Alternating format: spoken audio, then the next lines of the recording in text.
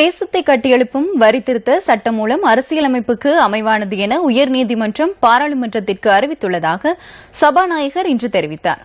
இதேவேளை சபாநாயகர் இன்று பாராளுமன்ற உறுப்பினர்களுக்கு எச்சரிக்கையொன்றை விடுத்துள்ளார். பாராளுமன்றத்திற்குள் ஒவ்வொருவர் மீது குற்றச்சாட்டுகளை சுமத்தி நிலையியல் கட்டளைகளை மீறி செயற்பட வேண்டாம் என நான் கேட்டுக் கொள்கின்றேன். பாராளுமன்றத்தின் கௌரவத்திற்கு பாதிப்பு ஏற்படும் வகையில் நேற்று அவ்வாறான சில சம்பவங்கள் இடம்பெற்றன என்பதை நாம் புரிந்து கொள்ள வேண்டும். எதிர்க்கட்சி உறுப்பினர்கள் சிலர் நேற்று பாராளுமன்றத்தில் குரல் எழுப்பிய விதம் தொடர்பில் மக்கள் கவனம் செலுத்தியுள்ளனர். இவ்வாறு செயற்பட்டமை அந்த உறுப்பினர்கள் மற்றும் கட்சிக்கு களங்கத்தை ஏற்படுத்தியுள்ளது என்பதுடன் எதிர்காலத்தில் அவ்வாறான சம்பவங்கள் இடம்பெற்றால் நிலையியல் கட்டளைக்கு அமைய கடும் நடவடிக்கை எடுக்கப்படும் என்பதனையும் நான் கூறிக்கொள்கின்றேன். பாராளுமன்றத்தில் இன்று கருத்து தெரிவித்த தமிழ் தேசிய கூட்டமைப்பின் பாராளுமன்ற உறுப்பினர் சிவசக்தி ஆனந்தன், ஜனாதிபதி போய் அந்த காணிகள் விடுவிக்கப்படும் என்று சொல்லி வாக்குறுதி வழங்கப்படுது. ராணுவ தளபதி சொல்லுகிறார், ராணுவத்தினுடைய பாதுகாப்பு தேவை கருதி இந்த நிலங்கள் விடுவிக்க முடியாது என்று சொல்லி.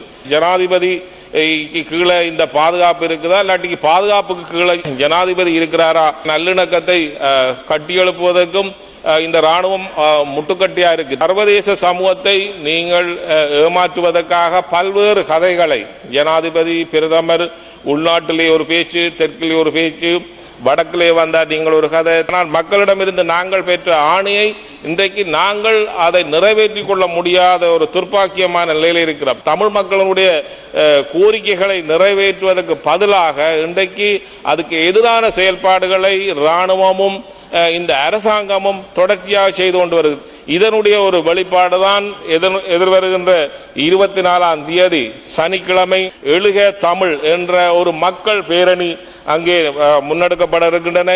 இந்த மக்கள் பேரணியை மறுதளிக்கப்படுமாக இருந்தால், அந்த மக்களுடைய ஜனநாயக ரீதியான கோரிக்கைகள் மறுதளிக்கப்படுமாக இருந்தால் ஒரு ஆபத்தான நிலைமையை நோக்கி அடுத்த கட்டம் இந்த நாடு செல்ல வேண்டிய ஒரு நிலைமை வரும்.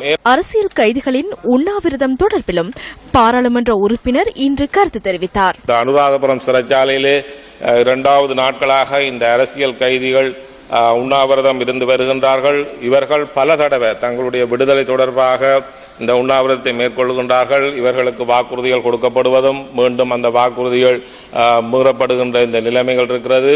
ஆகவே இந்த விடயங்கள் தொடர்பாக அரசாங்கம் இதுவரைக்கும் உரிய நடவடிக்கைகள் எடுக்கப்படவில்லை.